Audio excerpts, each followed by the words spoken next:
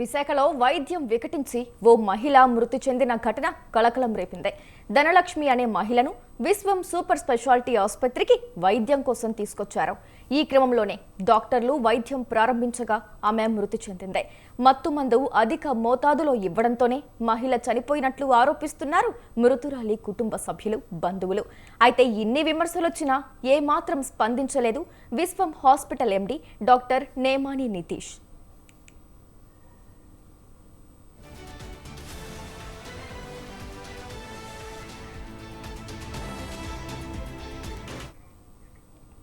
అయితే ఈ అంశంపై మరింత సమాచారం తెలియజేయడానికి మా ప్రతినిధి ప్రదీప్ ఫోన్ లో ఉన్నారు. ప్రదీప్, చెప్పండి. Thank you Gracie. విశాఖలో దారుణం చోటు చేసుకుంది అనుకోవచ్చు. విశ్వం సూపర్ స్పెషాలిటీ హాస్పిటల్ యాజమాన్యం దాష్టికాలు ఒక్కొక్కటి వెలుగులోకి వచ్చే పద్ధతి కనబడుతుంది.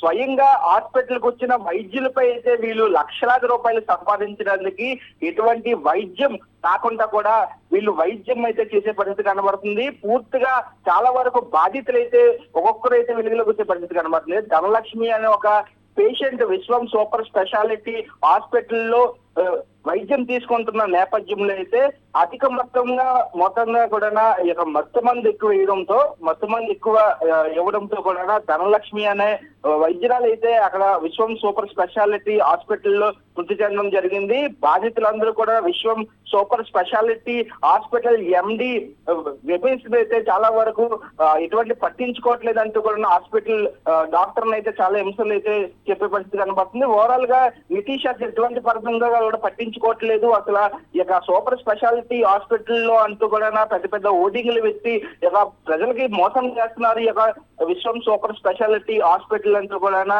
తెలుస్తుంది. వరుసగా చూస్తున్నాం ధనలక్ష్మి అనే ఒక పేషెంట్ అనేది చాలా వరకు హాస్పిటల్లోని ఏదైతే జాయినింగ్ అయిన నేపథ్యంలో పూర్తిగా ఇక మత్తు మందు ఎక్కువ ఇవ్వడంతో కూడా అక్కడికక్కడ మృతి చెందడం జరిగింది. అయితే ఇక ధనలక్ష్మి కొడుకు అయిన నా తల్లిని చూసుకుంటాను అంటూ కూడా ధనలక్ష్మి బిడ్డ వెళ్ళి అడుగుతున్నా సరే ఎటువంటి పరంగా హాస్పిటల్ యాజమాన్యం మాత్రం ఎటువంటి పరంగా పట్టించుకోకుండా కేవలం అయితే తల్లికి అయితే కొడుకుని చూపించకుండా చేసే పరిస్థితి కనబడుతుంది. Right, thank you Pradeep.